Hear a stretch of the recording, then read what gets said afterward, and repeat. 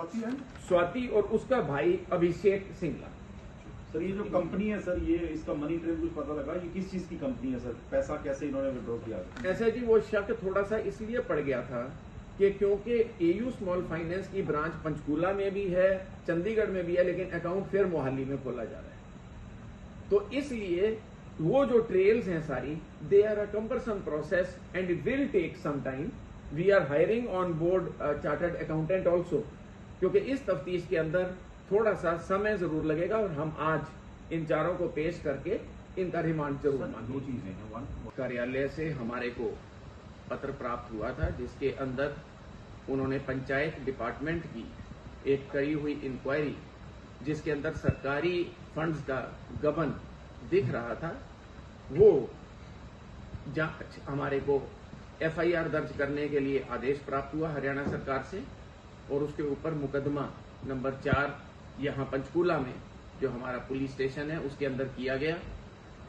उस मुकदमे को दर्ज करने के उपरांत एक एसआईटी का गठन किया गया, जिसके overall supervision Shri Gangaram Punia IPS, जिनके पास एसपी पंचकूला का चार्ज है, इनके अधीन दी गई। और इन्होंने बहुत अच्छा कार्य करते हुए तकरीबन 24 घंटे के अंदर या थोड़ा सा ज्यादा, एक आधे दिन के अंदर ही, जो इसके अंदर मेन 2 मुलजिम थे, जिनका नाम रिभव ऋषि है और अभय है। बैंक से जब हमने पता किया तो ये रिभव ऋषि पंचकूला का रहने वाला है और सेक्टर 32 की जो ब्रांच है उसके अंदर तकरीबन 6 महीने पहले इसने वहां से नौकरी छोड़ी थी और ये उस ब्रांच का हेड था। इसी प्रकार से जो अभय है, ये तकरीबन अगस्त के अंदर, अगस्त या सितंबर में इसने भी वहां से जॉब छोड़ी। ये वहां पे शायद रिलेशनशिप मैनेजर था, दोनों अच्छे पद पर आसीन थे।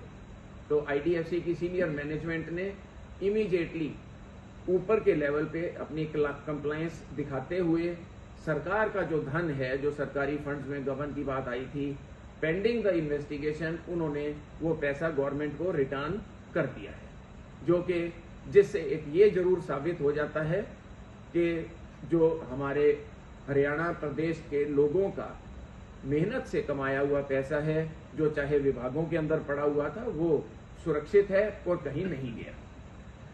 अब इसके अंदर जो 2 ये मेन मुलजिम थे, इन्होंने ये सारा मास्टर प्लान बनाया था। भरसक प्रयत्न और बहुत अच्छी टेक्निकल एविडेंस कलेक्शन करके हमारे एसपी साहब ने फाइनली कल शाम को इन दोनों को राउंड अप किया। उसके बाद जो एक मेन कंपनी थी प्राइवेट, जिसके अंदर फंड्स ज्यादा जा रहे थे, तकरीबन बैंक के रिकॉर्ड के हिसाब से तकरीबन 300 करोड़ हैं। ये 300 करोड़ स्वास्तिक देश प्रोजेक्ट के खाते में गए थे और वहां से आगे डिप्लॉय हुए हैं रिसोर्सेज। सरप्राइजिंग चीज ये थी कि जो आईडीएफसी बैंक की ब्रांच है वो चंडीगढ़ के अंदर है, विभाग ज्यादातर हरियाणा के अंदर हैं, और एयू स्मॉल फाइनेंस बैंक जिसके अंदर पैसा गया, उनकी ब्रांच मोहाली में है। तो ट्राई सिटी होने की वजह से कई बार सीनियर लेवल पे जब हमने उनसे पूछा तो ये ऑब्जर्व कई बार रह रही है बात कि भाई जब ब्रांच पंचकूला के अंदर है तो अकाउंट चंडीगढ़ में खुला, तो क्या सीनियर मैनेजमेंट इस चीज को नहीं देखती कि सरकारी अकाउंट आउट ऑफ टेरिटरी क्यों खोल रहे हैं? तो ये चीज उन्होंने बताई कि ये सिर्फ ट्राई सिटी के साथ ये परेशानी आ जाती है, क्योंकि तीनों बिल्कुल क्लोजली एक दूसरे के पास बैठे हैं और इसके अंदर 2 स्टेट्स इन्वॉल्व है और 1 यूनियन टेरिटरी।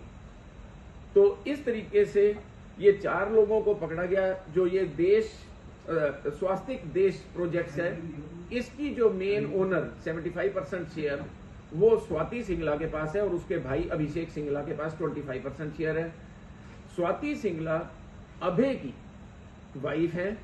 तो इन चारों को हमने पकड़ लिया है, जांच इनकी जारी है और निश्चित तौर पे जो भी व्यक्ति, चाहे वो प्राइवेट हो चाहे सरकारी हो, जिसका भी इसके अंदर इन्वॉल्वमेंट रहा है, सरकार इसके प्रति स्पष्ट है कि उनके खिलाफ ठोस कार्रवाई की जाएगी।